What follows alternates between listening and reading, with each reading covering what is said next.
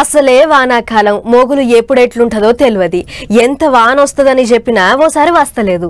రాదని సప్పుడుగాక ఉన్నప్పుడు వానదేవుడు పిలువని సుట్టమోలే వస్తుండు, పొరక పొరక దంచిపోతుండు. అగో అట్లా ఇయ్యరమయ్యర జోపంగా ఖమ్మం జిల్లా అంతా వాగులు వంకలు ఊసిపారుతున్నాయి అన్నట్లు ఇదే ఖమ్మం జిల్లాలో ఉన్న భద్రాచలం రాములవారి గుడి చుట్టూ కూడా నీళ్లు చేరినాయట.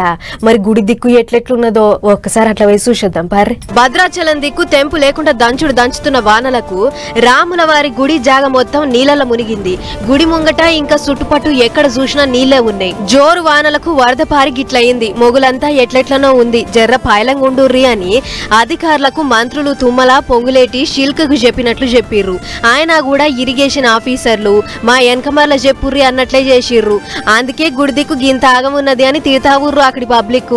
అట్లనే అన్నదాన సత్రం అంతా నీళ్లు నిలబడి నీళ్ల సత్రం లెక్క అయ్యింది. గిట్లయితే ఎట్లా? ఎమ్మటే స్లూయిజ్ లాకులెత్తి నీళ్లను ఖాళీ చేసే ఇగ్రం చెయ్యుర్రి.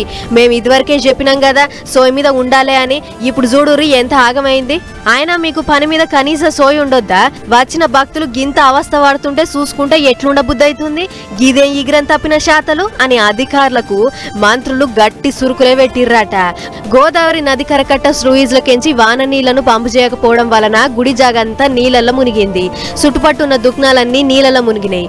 మరళ్ళ ఎంత సరుకు నీళ్లకు నాని బనికి రాకుండా అయ్యిందో గాని అధికారులు లాపర్వాతోనే గుడి చుట్టుపట్టు గింత అద్రగనమైంది. మరి ఇప్పటికైనా సోయకొచ్చి మళ్ళోసారి ఇట్లా కాకుండా చూసుకుంటారో లేకుంటే మనది సర్కార్ కొలువేనాయే మనలనేవాడు అనేదని అలవాటైన తీర్లా దులుపుకుంటారో చూడాలే అని అంటుర్రు గుడి దిక్కుపోయిన భక్తులు. అన్నట్టు ఇంకా 2-3 వద్దుల దాకా జోరు వానలున్నాయని అంటుర్రు కాబట్టి రెవెన్యూ ఇంకా పోలీస్ అధికారులు జర్రంతా ఈషార మీద ఉండుర్రి అని చెప్పిర్రు మంత్రులు.